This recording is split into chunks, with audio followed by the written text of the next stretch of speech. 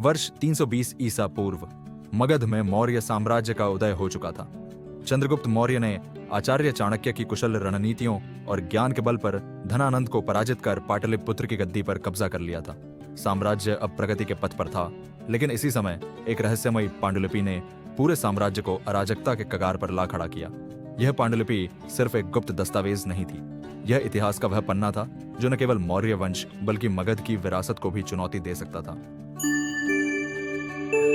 पाटलिपुत्र से कुछ मील दूर एक गांव में किसान सोमदत्त अपने खेत की जुताई कर रहा था।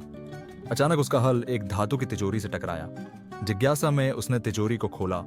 अंदर एक पुरानी पांडुलिपि थी जिसमें ब्राह्मी लिपि में कुछ लिखा हुआ था। सोमदत्त इस रहस्यमय पांडुलिपि को गांव के विद्वान ब्राह्मण वसुदेव के पास ले गया। वसुदेव ने जब पांडुलिपि पढ़ी तो उनका चेहरा सफेद पड़ गया। उसमें लिखा था, जो राजा सिंहासन पर बैठा है वह वैध उत्तराधिकारी नहीं है, असली वारिस आज भी जीवित है। वसुदेव ने तुरंत इस खबर को पाटलिपुत्र के महल तक पहुंचाया।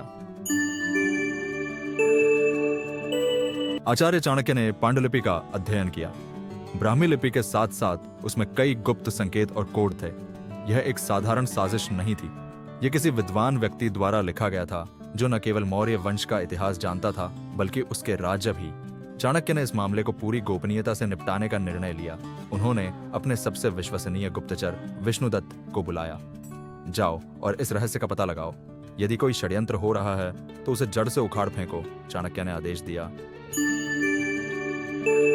पांडुलिपि में दिए गए संकेत विष्णुदत्त को विंध्याचल के गहरे जंगलों तक ले गए। वहां रहस्यमयी परिस्थितियों में वह एक गुफा तक पहुंचा। गुफा के अंदर उसने एक साधु ऋषि अग्निधर को ध्यानमग्न देखा। ऋषि ने विष्णुदत्त को देखकर कहा, तुम्हारा आना पूर्व निर्धारित था, मैं जानता हूं कि तुम क्यों आए हो। ऋषि ने खुलासा किया कि वह पांडुलिपि के लेखक को जानते हैं।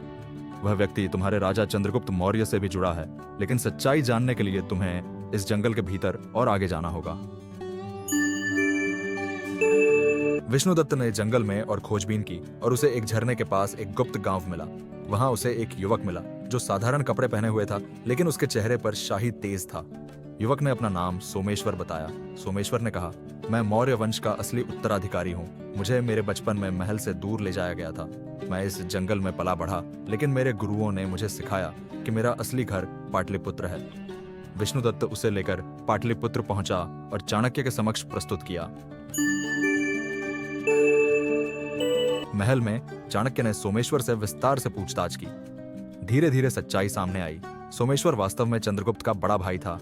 धनानंद के समय राजदरबार के एक गुप्त षड्यंत्र ने उसे जंगल में मरने के लिए छोड़ दिया था, लेकिन एक साधु ने उसे बचा लिया। सोमेश्वर ने कहा, मैंने पांडुलिपि इसलिए लिखी ताकि सच सबके सामने आए, लेकिन मेरा सिंहासन पर बैठने का कोई इरादा नहीं है। चंद्रगुप्त मौर्य एक योग्य शासक हैं। चाणक्य ने इस स्थिति को अपनी बुद्धिमत्ता से संभाला। उन्होंने सोमेश्वर को राज्य के सभी विद्वानों और दरबारियों के सामने प्रस्तुत किया। यह वह व्यक्ति है जिसने सत्य को उजागर किया। यह मौर्य वंश की एकता और न्याय की जीत का प्रतीक है, चाणक्य ने घोषणा की। चंद्रगुप्त ने अपने भाई को स्नेहपूर्वक गले लगाया और उसे राज्य का सम्मानित संरक्षक नियुक्त किया। यह कहानी सत्य, न्याय और मौर्य साम्राज्य की महानता की है। पांडुलिपि का रहस्य भले ही खतरनाक था, लेकिन यह साबित हुआ कि सत्य की शक्ति किसी भी षड्यंत्र से अधिक होती है। शिक्षा, सत्य कभी छुप नहीं सकता। जब वह सामने आता है तो वह न केवल अंधकार को मिटाता है बल्कि हर दिल में प्रकाश फैलाता है।